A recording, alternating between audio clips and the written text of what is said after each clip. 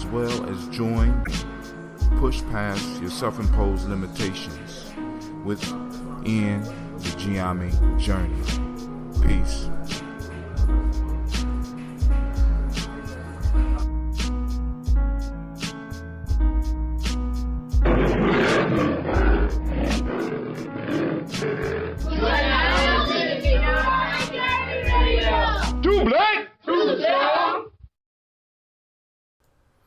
Peace, fam. Yo, this is Brother Hot Tim coming at you live and direct. I need to let you know that you are now listening to Gye-Nyame Journey Radio. I am your host, Brother Hatim. Tonight we are on Tribal Quotes, but we got to do some catch-up, family. And with that, you know it's a Heart of a Simple production. Well, you know we strive to blow up your old page.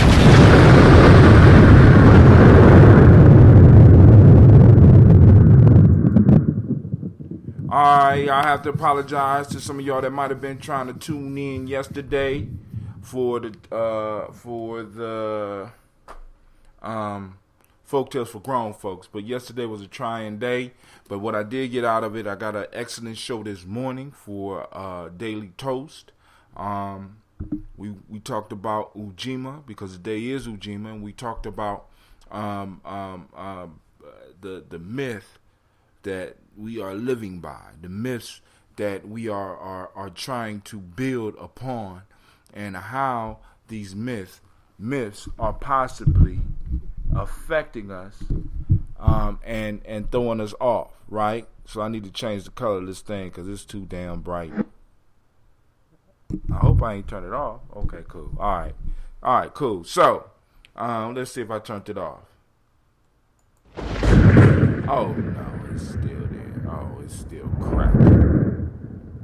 It's still cracking. Some of y'all gonna be hearing a reverb on the show, but hey, it is what it is, right? So now we didn't get a chance to do Folktales for Grown Folks. So what I'm gonna do right now for some of y'all that's listening, I'm gonna read the folktale from yesterday that we supposed to cover yesterday, and we will work on it next week. This one is called The Fowler and the Viper. For those that don't know what a fowler is somebody who catches birds. All right. Back then they used to call poisonous snakes vipers. A fowler, taking his bird line and his twigs, went out to catch birds. Seeing a thrush sitting upon a tree, he wished to take it, and fitting his twigs to a proper length, watched intently, having his whole thoughts directed towards the sky. While thus looking upwards, he unknowingly trod upon a viper asleep just before his feet. The viper, turning about, stung him, and falling into a swoon, the man said to himself, "Woe is me, that while I purpose to hunt another, I myself fallen unawares into the snares of death." Man, that would have been a powerful conversation, but we're going to save that one for next week. Now, what I want to do is I do have something I want to share with y'all, right? Because, I'm an avid listener of NPR, and NPR had a show today, and it was called The Color of Law, and they talked about how the federal government, in a sense, conspired to keep communities separate, right? They pumped large amounts of money into building projects as far as housing and stuff in the early 40s, 50s, and probably into the 60s, that did not include allowing black folks to take advantage. So once again, we missed affirmative action program. Everybody's screaming about how we shouldn't get an affirmative action, and it did what it was supposed to do, right? But we hear about these affirmative actions for West Asians that's been used for the last, how old is America? You know what I'm saying? These affirmative action programs that's been going on, and when you listen to it, you have to find it. It's on my timeline. I'm not gonna play it. You know what I'm saying? Because it's about 8 minutes, but it says, usually they had a transcript, but they ain't got the transcript of this one available right now. Heard on All Things Considered. Let me go to All Things Considered. It was posted up on All Things Considered, and usually they have the whole thing typed out. Let's see if we can find it and see if, The Color of Law. Boom. All right. The dude that wrote the book, NPR, Ari Shapiro speaks with author Richard Wallstein about his new book, The Color of Law, which details how federal housing policies in the 1940s and 50s mandated segregation and undermined the ability of black families to own homes and build wealth. Once again, we missed a gravy train. You know what I'm saying? The houses was going for about $8,000 back then, which is crazy. I want y'all to listen to this. Houses was going for $8,000 back then, which is equivalent to $100,000 today. So we talking about 40s and 50s.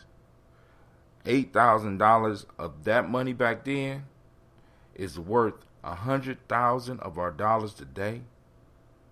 That's more than our dollar falling off 10 times. It fell off more than 10 times. Did y'all hear what I said? Actually, 11, 12 would be, 12 is 96. So it was 12 times. The value of our money has dropped at least 12 times. 12 point something. Right? I won't do all the math. Y'all got to do some of that yourself. Right?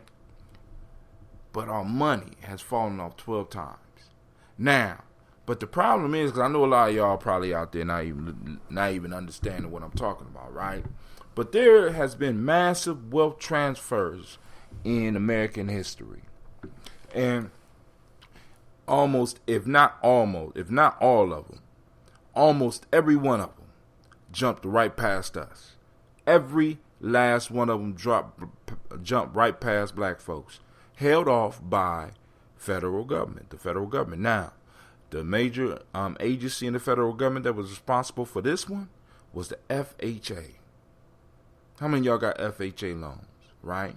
And you be like, but hey, they did housing desegregation and they made it possible for us to get out. They made it possible for us to get houses after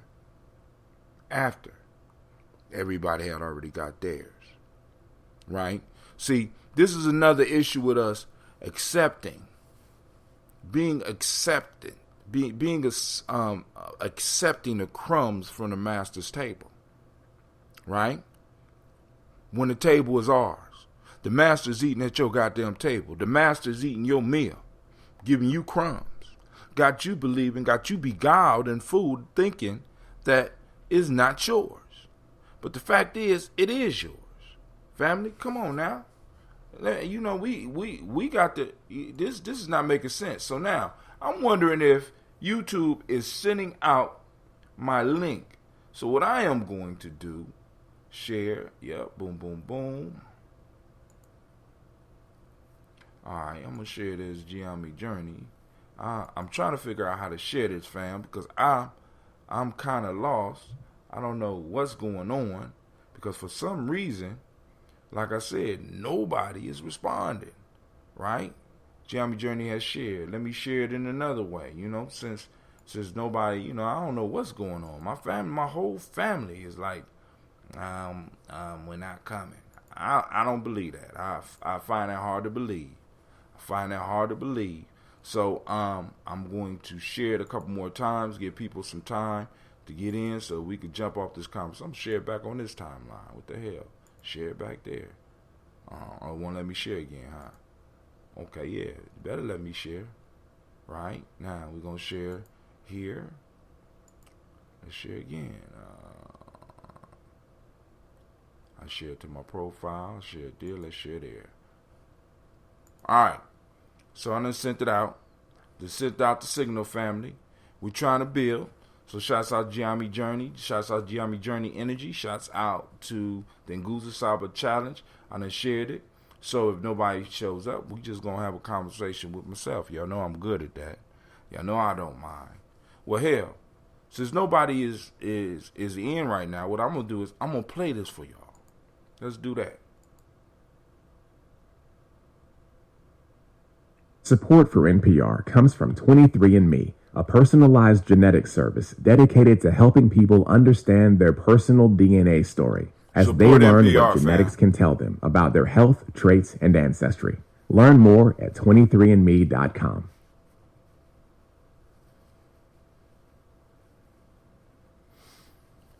All right, so we're gonna discuss this. I'm gonna be pushing pause because oh man, I could have downloaded that. Damn, I didn't know that.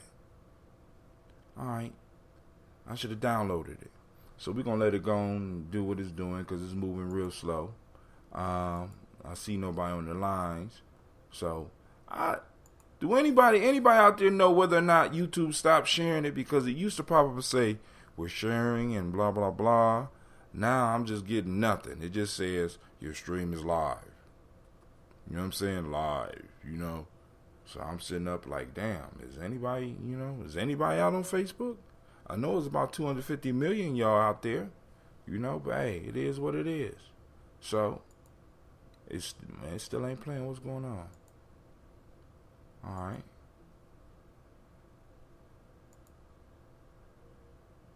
All right, I'm gonna download then.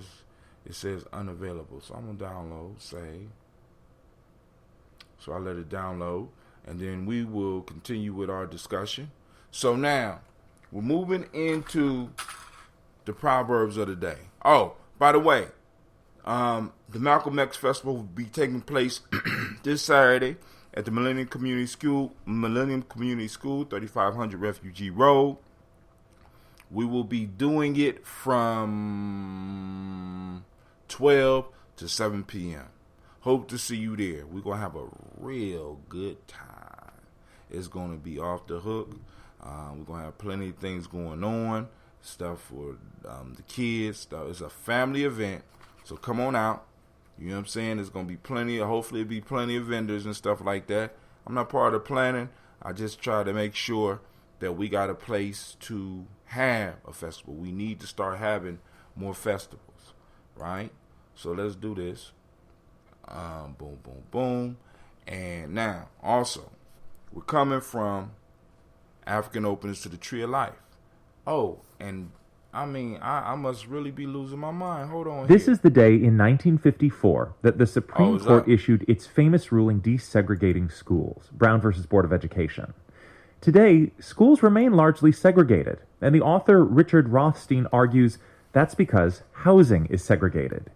Even today, black and white people generally don't live in the same neighborhoods.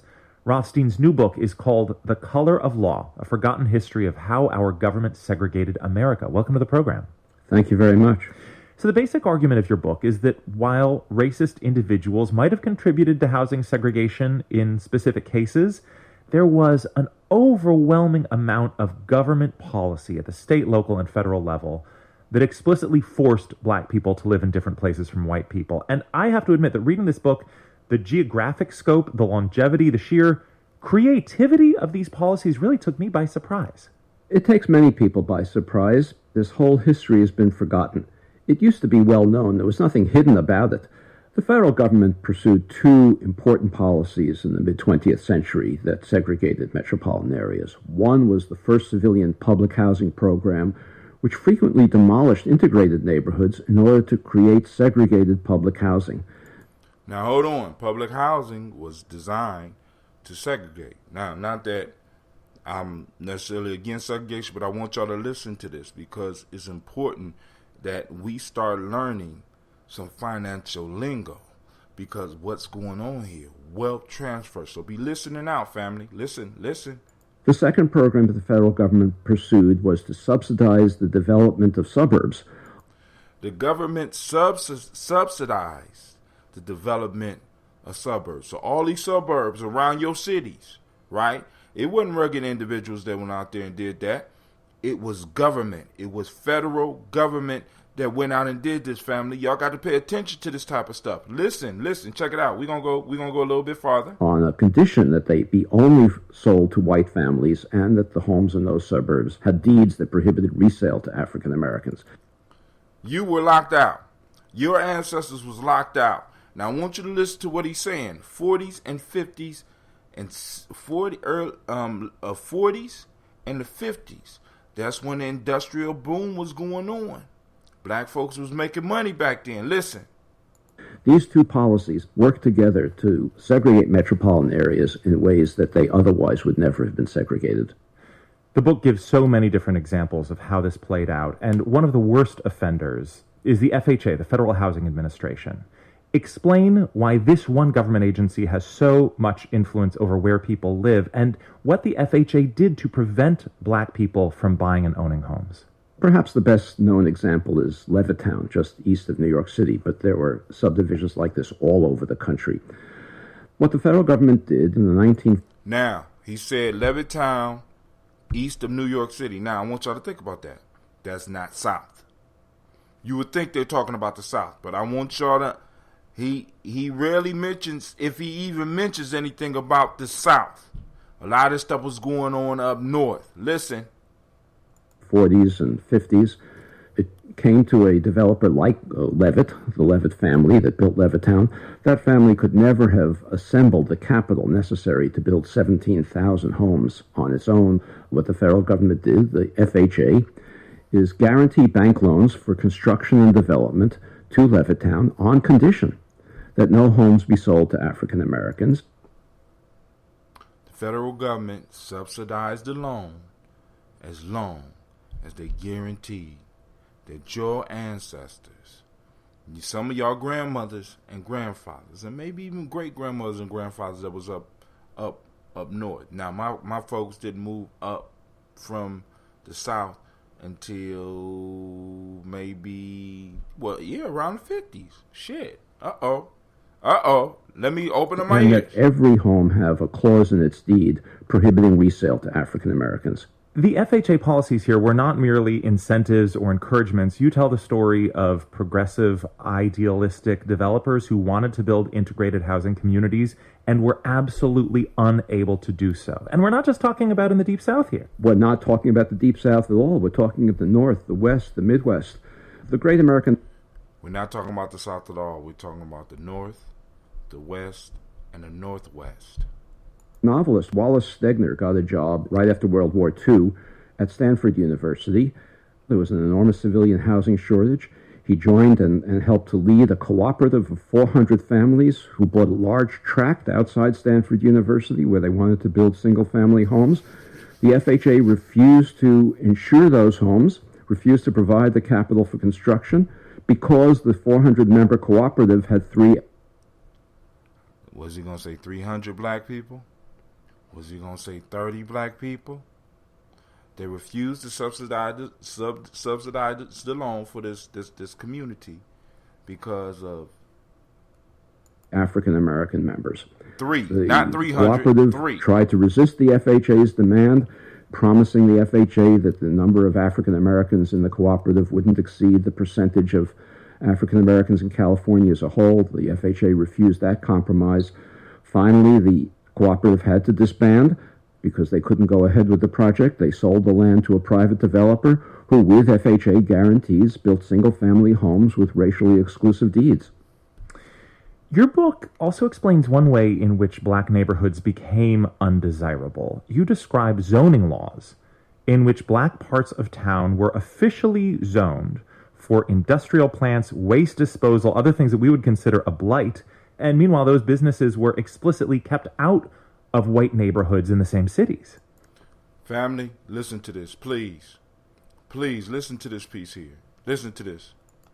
Yes, there are examples in St. Louis and Los Angeles, neighborhoods that once they had African-American residents were rezoned to permit industrial and toxic uses.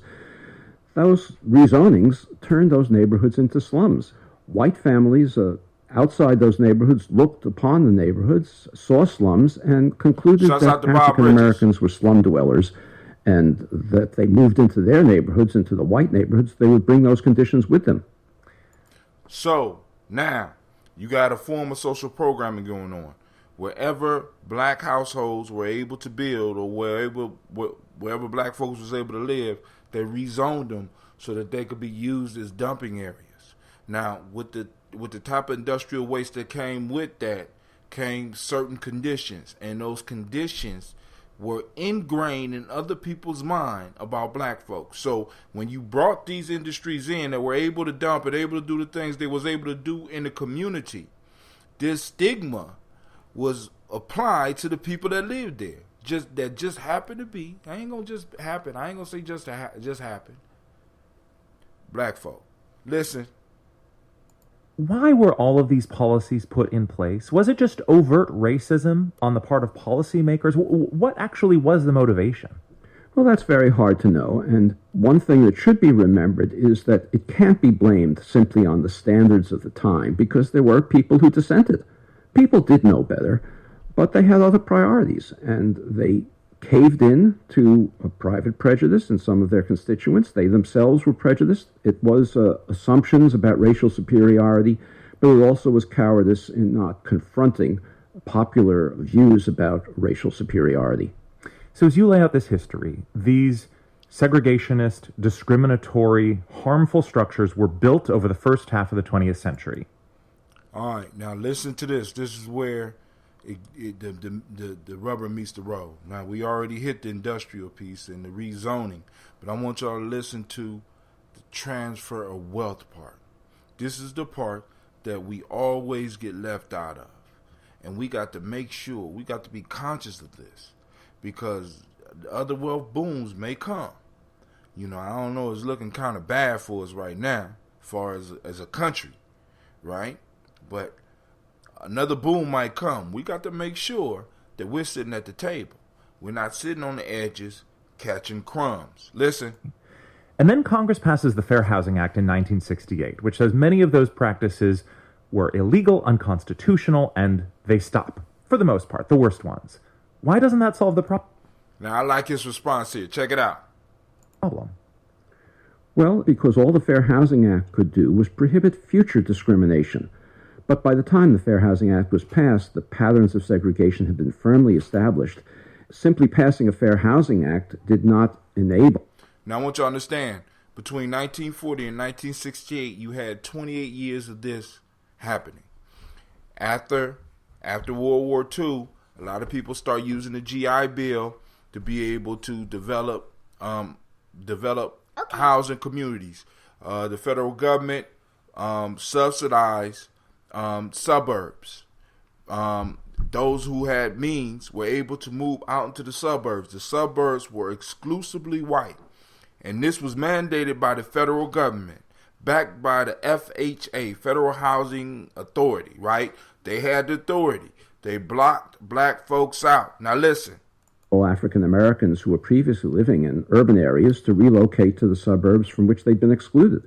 I gave the example earlier of Levittown. In 1947-48, when those homes were built with a racially restrictive policy, those homes sold for about $8,000 apiece, or $100,000 more or less in today's currency.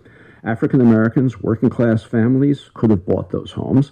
Today, though, those homes sell for $300,000, $400,000. They're no longer affordable to working class families. Y'all hear that? I want y'all to hear that. Now, I'm not gonna take it back because I'll go back too far. But I want to know. I'm wondering if y'all heard that. I'm about to get into the Proverbs. I promise. In the ensuing 2 generations, the white families who moved into those homes gained that $200,000, $300,000 in equity appreciation. African Americans living in rented apartments, prohibited from moving to the suburbs, gained none of that appreciation. The result is that today, nationwide, African American incomes, on average, are about 60% of white incomes. But African American wealth is about 5 to 7% of white wealth. That enormous difference is almost entirely attributable to unconstitutional federal housing policy practiced in the mid-20th century. The current Secretary of Housing and Urban Development, Ben Carson, has criticized... So, I'm going to stop it right there. All right? I'm going to stop it right there. Transfer of wealth. You was left out again. Now, let's get into the Proverbs, because I'm going to find a way to connect all this, because I need y'all to be critical thinkers. I need y'all to be forward thinking. Because we learn from the past so that we can apply in the present to make our future better. We learn from the past so that we can apply to the present to make our future better. We learn from the past to apply to the present so that we can make our future better. All right? So now, we know those laws was there. We could go back farther. We could see other laws that was there that kind of shut us out, right? So when a lot of stuff ain't working right in your life, right? I'm not one to be like, look for somebody to blame, but there's a reason. There's a reason. There's a systematic reason why. Our ancestors talk about the best life is lived by those who apply themselves to a systematic process.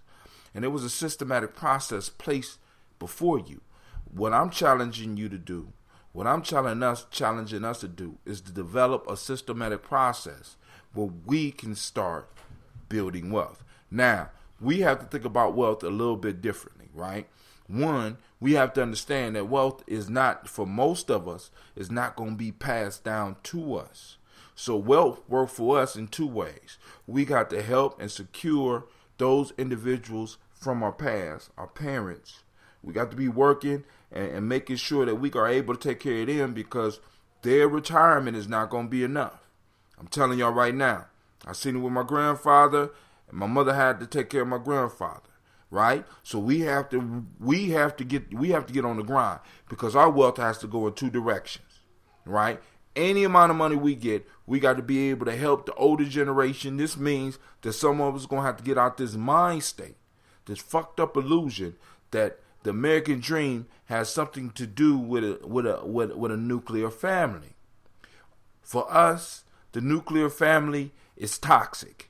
It's toxic waste. We can't afford that. Right? We're living in these single family homes right now, and we're struggling.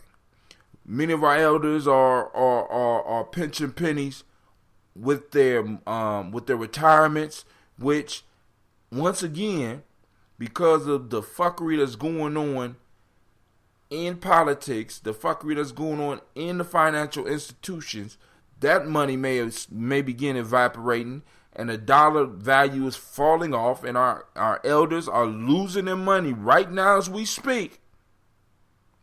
So we have to be hustling so that we can build wealth, so that we can help them, as well as prepare something for our children. Now, like I told y'all before, with me, far as the ambrosia is a stepping stone, right? I'm not expecting to make any wealth from the ambrosia. That's not for me. That's for Cleve, and that's for my grandkids. You know what I'm saying? That's for my sons and my daughters to be able to take it to the next step. One, I'm mastering the recipe.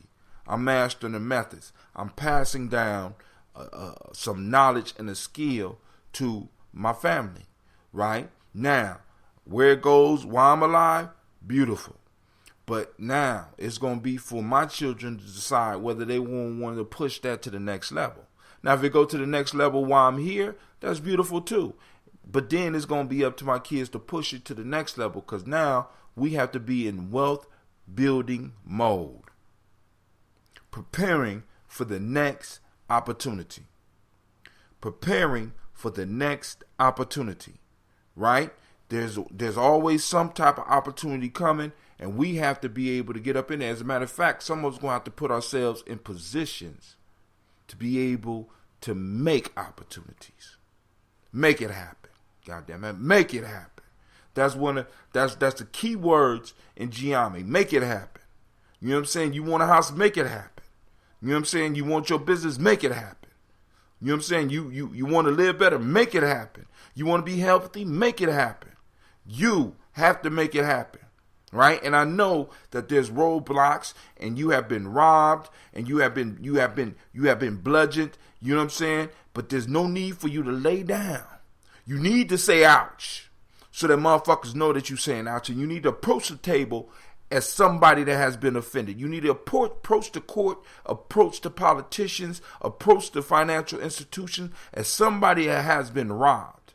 You know what I'm saying? Like I said on my podcast on Kuji Chagalia, the world is yours. Stop acting like you living in somebody's borrowed space. The world is yours. It's ours. It belongs to us. We have just as much right as anybody else. And we need to start demanding that, and we need to be willing, if need be, to pay the ultimate price to make sure people understand that. Right? You know what I'm saying? Because it's, we in 2017, and we still got to run around talking about Black Lives Matters and the lending institutions ain't giving her this and it's time for us to be like, fuck all that, right? It's time for us to start demanding that government do what the fuck they supposed to do, our politicians do what they're supposed to do, that our public servants do what they're supposed to do, and if they can't do it, right, we got to take that revolutionary state of mind. Now, a lot of y'all just thinking black revolution, but revolution isn't just black, goddamn it, because when in the early history of America, when they felt that the government was not serving them, they started kicking ass. That is an American tradition. Kicking ass. You know what I'm saying? If it ain't working right, kick some ass. Japanese bomb Pearl Harbor, kick some ass. You know what I'm saying? We don't know who bombed the Twin Towers, but we gonna kick some ass anyway. Somebody's gonna say ouch. Besides, we're not gonna suffer alone. And in a sense, we gotta take that mindset as a people, family. It's time for us to grow up. Ain't shit coming. Ain't no promise. You know what I'm saying? There is nothing promised to us. Anything we get, we gonna have to work hard for it. And we gonna have to make other motherfuckers work too. We're gonna have to make everybody work around us. And we're gonna have to let people know without apologizing. This country owes us. You owe us.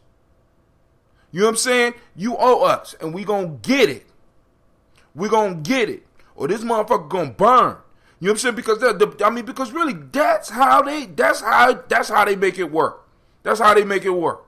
You know what I'm saying? That's the language. That's the language that the world speaks, right? And I'm going to this whole free market shit. If you want to see the free markets in full effect, drive down Livingston Avenue, right? All of the resources going out of our community. We got to stop that shit too. You know what I'm saying? We have to start organizing. So if anybody got a business in our community, they have to pay money to a nonprofit that is run by the people in that community. You can't open up no corner store. You can't open up no drive-through. You can't sell no alcohol, no liquor in our communities no more without your ass paying taxes. You can't come in with your products and take all the money out. America is talking about building walls and protecting their borders, and we need to do the same goddamn thing where we live. We need to build a wall and protect our borders. If you want to trade in our community, if you want to make money in our community, you have to pay. Hell with the taxes to the federal government. Hell to with the taxes to the city. You pay us first. As they said in that movie, I can't remember the name of that movie. Fuck you, pay me. My building burnt down. Fuck you, pay me. My wife has said, fuck you, pay me. You know what I'm saying? Because this is the attitude they got with you. You go out and you get some money. You get a loan that they knew that you couldn't pay back, and you knew you couldn't pay back, and they call it, they getting their payments. Your car payment is due. Fuck you, pay me. I don't care what's going on with you. Your mortgage is due. Fuck you, pay me. Right? It's time for us to start pulling ourselves together and get that fuck you, pay me attitude. Our children are dependent on us. Family, hey, now, let me get to the proverb. I'm going to do one of them, then I'm going to let y'all go.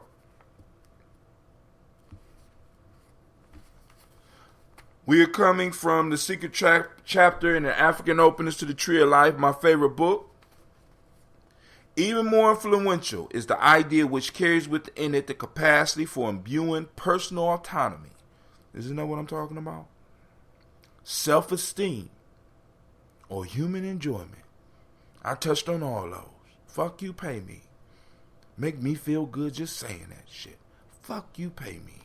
It would be so nice to be sitting on a board in our community and these store owners have to come before that if they want to set up or if they want to continue doing business, and they give us their side story, and we just have one person appointed to say, fuck you, pay me.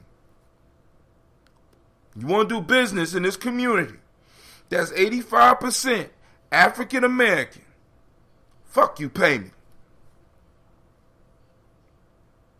My fault. Fuck you, pay us. Right? We got some shit we got to do. We got to provide some jobs. You making all that money. You made $500,000 selling single cigarettes, and you know that shit is illegal. Fuck you, pay me. Give me some of that cigarette money that you smuggling up out the community. Give me some of that malt liquor money that you smuggling up out the community. You know what I'm saying? Give me some of that hog maw money and some of them rotten pickle money that you pushing up out my community. We got to take that. Even more influential is the idea which carry with them the capacity to imbue personal autonomy, the ability to say, fuck you, pay me, self-esteem, the ability to say, fuck you, pay me, and human enjoyment, the pure joy of saying, fuck you, pay me. Self-esteem. We established and we got our own government. We ain't saying we violating the laws of this country because townships are allowed to do that. Communities have community boards. I was on the board. I was on the board. And I watched when people came before that board and asked them if they could do stuff in that community.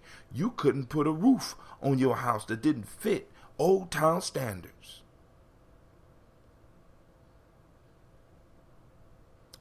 Did y'all hear what I said?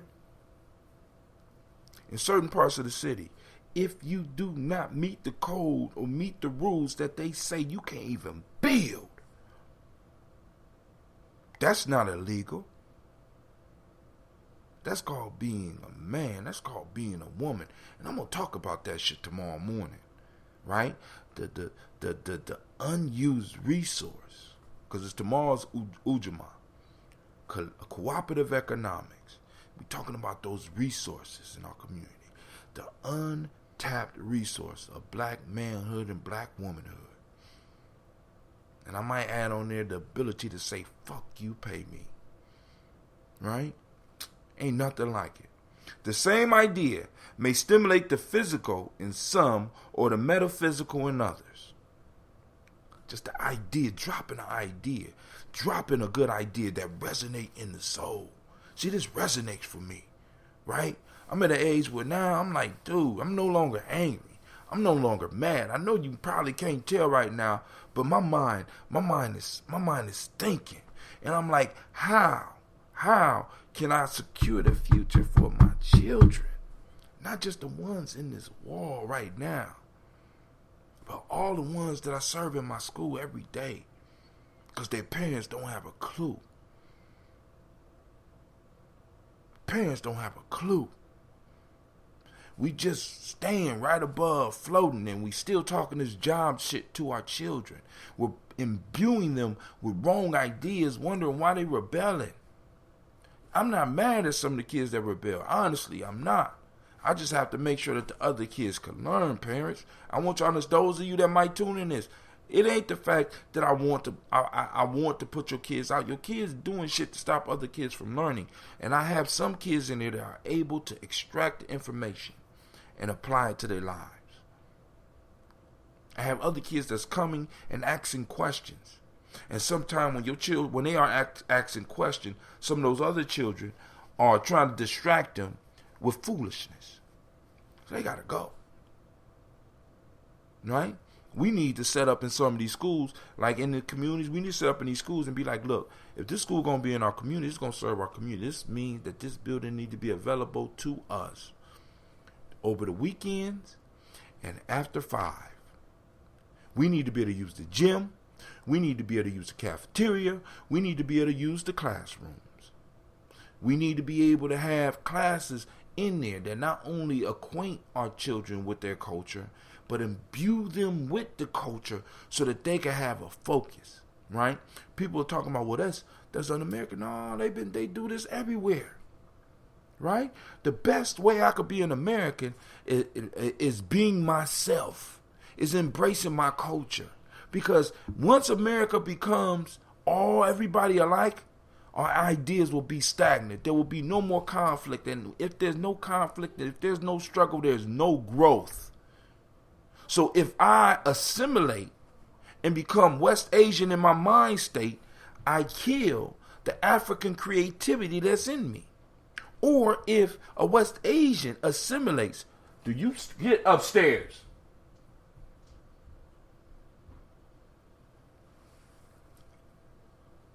If a West Asian assimilates and takes on my culture, he's losing the creativity of his. America is powerful because we are one of the only places in the world where people can be who they are. I'm unapologetically black, and I'm an African. You know what I'm saying? I'm black. I was born in America, right? I have a clash of cultures going on in my mind, and I have constant ideas rising up from that struggle within myself. And I can't express them because some bullshit that's been going on for the last 300 years. Affirmative actions for other people. None of it coming to me. All of the shit I get is crumbs. What fucking good is a college education if I'm just going to go work for somebody else? What good is it? You know what I'm saying? We got to be honest about this. We got to really sit down and talk about this. We got to let this idea roll around in our head. We got our kids striving to go to college so that they go work for somebody else. Striving playing football so they go play for somebody else. Striving to do soccer so they go do it for somebody else. Striving to master math so they go do it for somebody else. Striving to be able to spell and write books so they go do it for somebody else. When our future is in jeopardy. We need all hands on deck, fam. All hands on deck. All fuckery needs to be, we need to push that to the side. We need to take a fuckery fast for 10 years. And once we get shit together, then we could start embarking back on the fuckery. But the fuckery is keeping us from moving forward. The same idea may stimulate the physical in some and the metaphysical in others. So one idea hits different people in different ways, right? And we have to allow that. We can't, you know what I'm saying? We don't want to be like the Borg. For those that don't know what that is, that's Star Trek. The Borg is a collective of individuals that are run by a central queen computer program that tells all of them how to think and what to think. They say we are Borg. You know what I'm saying? Nah, that's not unity. That's not the unity I'm looking for. Because we need the originality of you. See, because it's a healthy individual makes a healthy collective. And a healthy collective creates healthy individuals. It's a divine paradox. And many of us are missing it. Caught up on this whole rugged individual bullshit. And I keep on telling you, I can't remember the dude's name, but in Outliers, what was the guy's name that wrote Outliers? He destroyed the whole myth of the rugged individual who just by himself and through his pure angst and grit pulled himself up or herself up by their bootstraps. No, he showed how everybody is standing on the shoulders of others. It's collectives that make great individuals. And great individuals that make great collectives. And it's time for us to start forming one. It's time for us to start letting the idea flow about paradoxes so we can learn to be comfortable with not totally understanding how the shit works. Because when you understand it, really, if you understand it, it really ain't worth it. Motherfuckers still don't understand gravity. They still arguing about the shit. Motherfuckers don't understand why the sun's still shining. They could tell you all. What's even deeper, we don't even understand what electricity is. But we're able to figure out how to use the shit. As soon as we figure out what electricity is, we're going to fuck it up. Electricity is powered by the mystery. And our unity and our collective will be powered by the mystery of the universe. We'll never solve it. But as long as we thinking about it and moving with it, it's good. It's like electricity.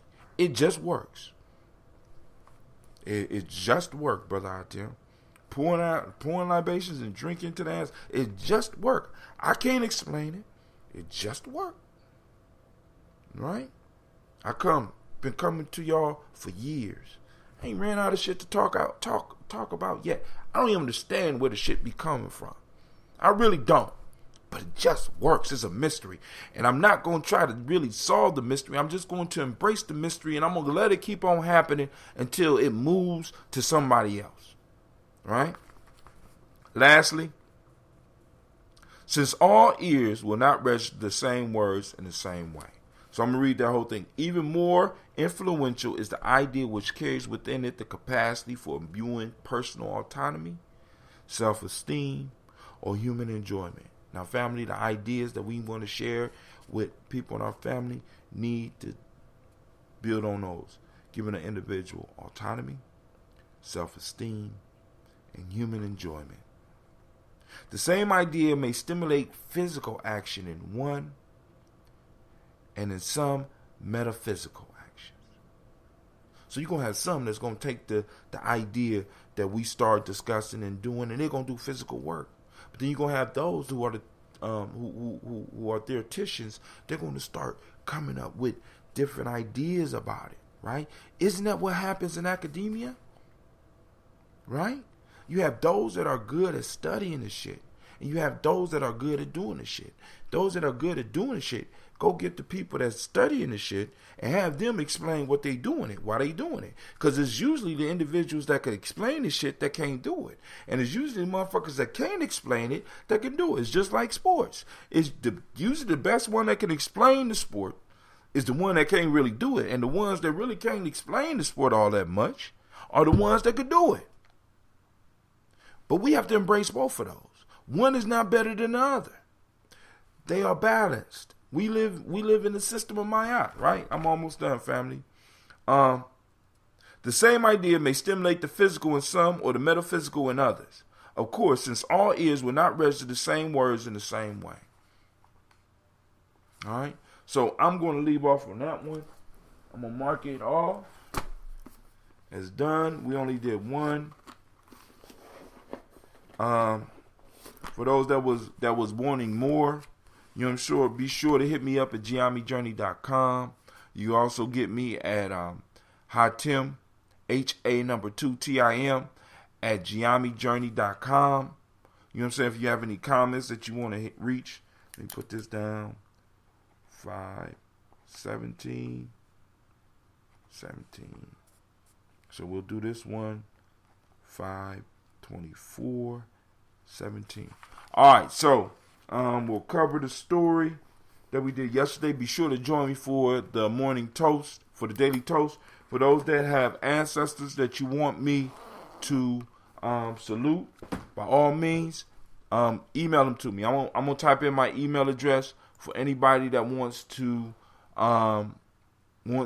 share their ancestors.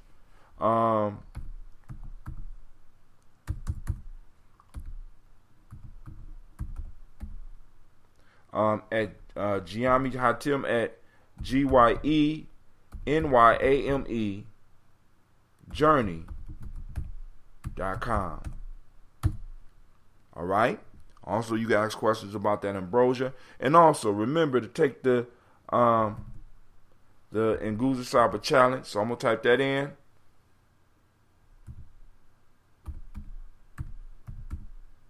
Y'all, we moving.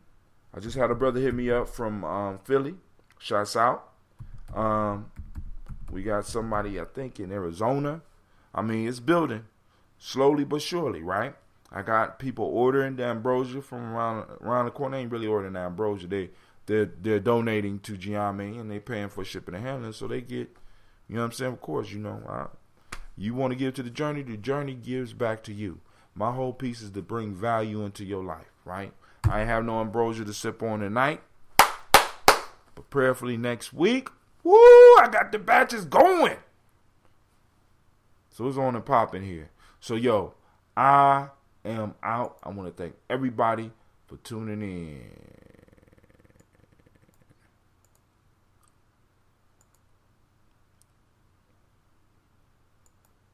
Oops.